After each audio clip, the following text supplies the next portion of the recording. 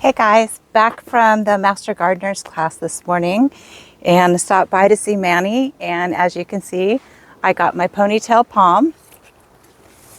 Got that at Navarro's, and that's to go into the new pot. If you haven't watched the video the other day, Mom and I went to the pottery just down the road and got this pretty Talavera. Isn't that pretty blue? Today the topic at the Master Gardeners program was on choosing plants, and part of it was choosing native plants and the importance of that. And bonus, at the end the instructor had brought some plants that we got to take home for free. So each of us got to pick out one to take home for free. Score! So this one is Seaside Daisy, Eriogonum glaucus, GLAUCUS. So I'm going to have to research that one and see how big it gets and what its growth habit is, because that is another thing that we learned in the class today, is to make sure that you do your research before you plant and choose your planting locations wisely, which I've talked about before with my Big Mama here, that you have to be really careful where you place things because some of them can get ginormous. And so I want to make sure that I put this in the proper place in the garden. Ponytail palm is going in this pot. I stopped and I got some cactus and succulent soil the other day so that I'd be ready for that. And I did manage to get something else when I went to Navarro's. Isn't it cute? I'm attracted to the blue pots. I think Manny knows that.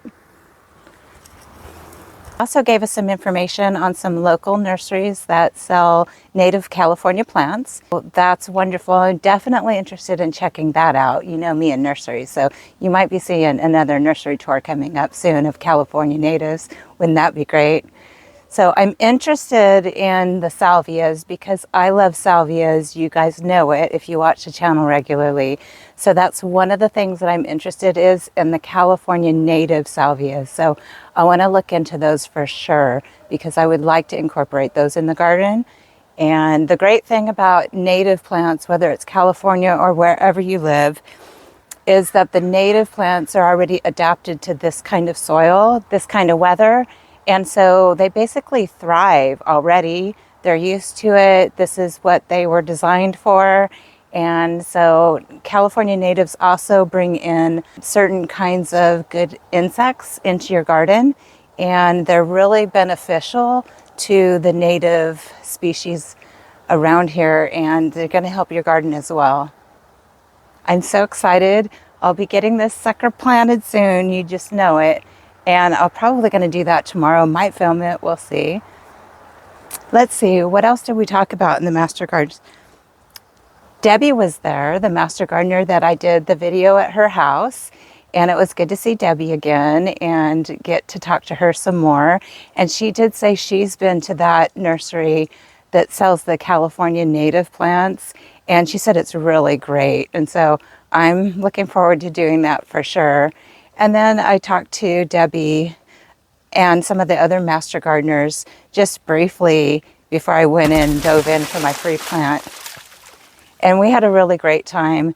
I really would encourage you, if you are a gardener and you want to learn more about gardening with your native soil, native plants, a number of issues in gardening that come up that you might need help with, to reach out to your local Master Gardeners program, because they're a wealth of information for you, for your garden, to help it thrive.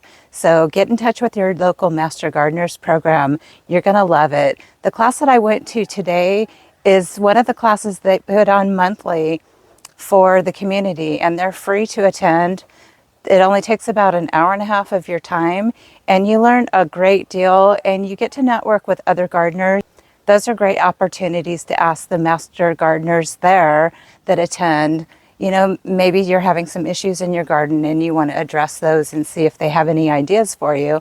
Maybe it's garden pests or the soil, or there could be a number of things, but those master gardeners are ones that you can reach out to when you go to the classes, and they can, you know, help get you some information that's needed for your garden. It's completely free at the Master Gardener, so you just want to go and attend some of those classes. If you have them locally, it's to your benefit, really. What I did learn too is that in choosing plants, really need to make sure that you're choosing something that is not invasive. I've also talked about that before. And so one of the things that I planted with the seeds starting this morning was some savanna grass. And I want to make sure that it's not going to be invasive in my garden. So I'm just going to kind of really monitor that. Probably only plant one to start and then see how it does. If it's not invasive like the Mexican feathergrass, then I'll be more comfortable putting more in. So just got to keep an eye on that. I'm also going to Google it and seek out information to find out if it is invasive in California. If it is invasive in California, then I won't plant it. So I'll find a different kind of variety of grass and maybe some native California grasses I can find that aren't invasive. So that's important to me now. I've learned my lesson with the Mexican feathergrass. So it was a good reminder because I just planted that this morning, those seeds to grow, and so I'm going to research that some more. I got out of the rain. It rained when I left here. It rained when I got to Manny's, and then it started to clear up a little bit on the way to Monterey. So fortunately right now it's not raining. I was able to come out here and unload the van and get everything out here. And I just wanted to show you an update. This is the beautiful aeonium that Manny gave me at the end of one of my videos, the empty pot video with the aeoniums. And you can see how it's thriving. And I couldn't help myself but take a cutting earlier this year. And you can see the babies that are already growing back there. Exciting. So it's doing well. The crack, however, has split down the side, so I need to replant this guy soon. Almost tripped and fell.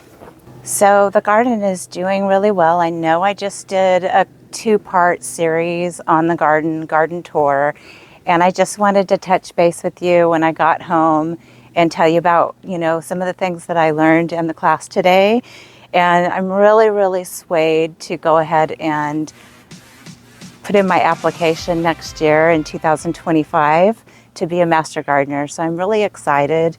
I'm still thinking about it, but I'm about 90% decided on it right now to go ahead and try and apply and try to be a master gardener myself, because I really like to teach people how to garden, and which means I need to learn more if I'm teaching and give out the right information.